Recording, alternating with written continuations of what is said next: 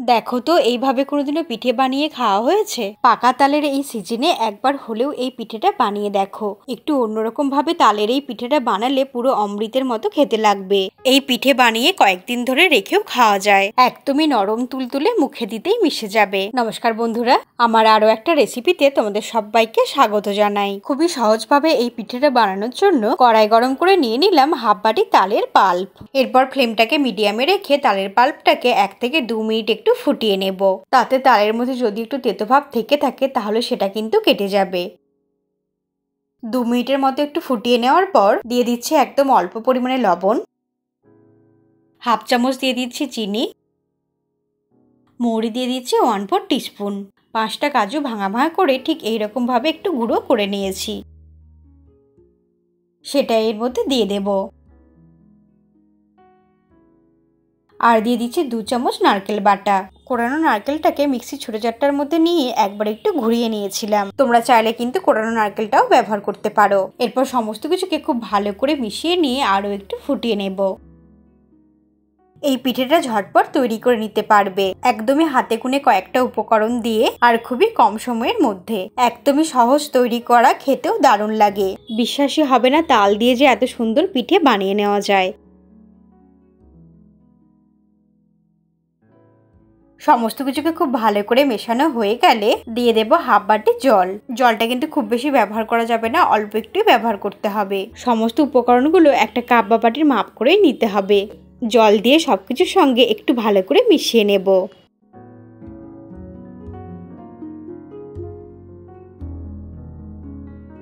জলের সঙ্গে সবকিছুকে খুব ভালো করে মিশিয়ে নিলাম।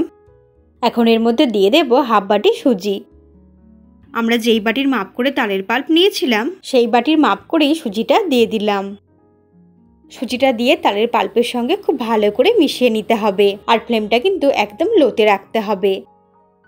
এইভাবে কিছুক্ষণ নাড়াচাড়া করলে সুজিটা একটা ডোতে পরিণত হয়ে যাবে।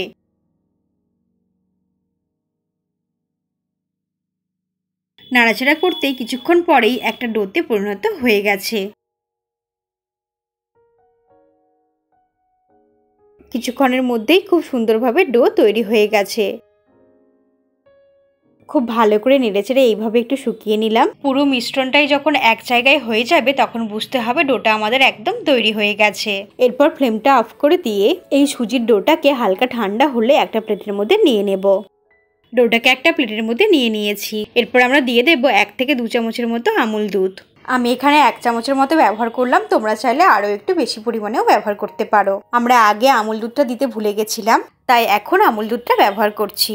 যখন আমরা তালের পাল্পটা ফুটিয়ে নিচ্ছিলাম সেই সময় আমুল দুধটা দিয়ে দিতে হবে। আমুল দুধটা দিয়ে ডোয়ের সঙ্গে খুব ভালো করে হাত দিয়ে মেখে নিচ্ছি।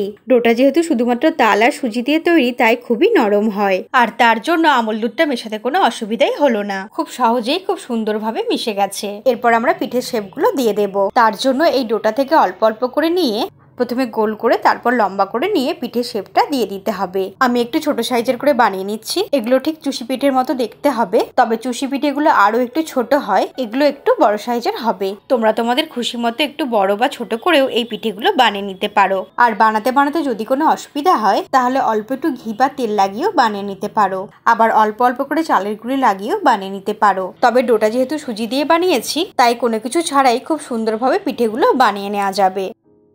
এইভাবে সমস্ত পিঠেগুলো বানিয়ে নিতে হবে। এখানে কিন্তু নিজের খুশি মতো যে কোনো ডিজাইনই দেওয়া যাবে। একইভাবেই সমস্ত পিঠেগুলো বানিয়ে নিচ্ছি।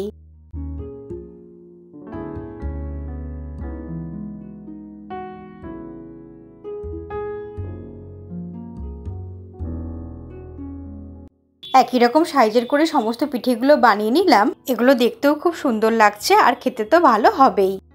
গোল করে লম্বা করে নিলেই খুবই সুন্দর একটা শেপে চলে আসে। এই পিঠেগুলো আমরা ভাপে বানাবো, তবে তোমরা চাইলে এই পিঠেগুলো তেলে ভেজেও বানাতে পারো। পিঠেগুলো ভাপে বানানোর জন্য কড়াইয়ের মধ্যে নিয়ে নেব 1 কাপ জল। এর উপরে বসিয়ে দেব একটা গোল রিং। তারপর যার মধ্যে পিঠেগুলো বানাবো সেই ছিদ্রযুক্ত পাত্রটা বসিয়ে দিলাম। এরপর এর উপরে অল্প একটু সাদা তেল দিয়ে সব দিকটা ব্রাশ করে দেব যাতে পিঠেগুলো লেগে না যায়। তারপর ফ্লেমটাকে মিডিয়ামে রেখে ঢাকা দিয়ে 1 থেকে 2 মিনিট জলটাকে একটু গরম করে ফুটিয়ে নেব। 1 মিনিট হয়ে গেছে আর জলটাও খুব সুন্দর গরম হয়ে গেছে। এরপর ঢাকা খুলে পিঠেগুলোকে এর উপরে দিয়ে দেব।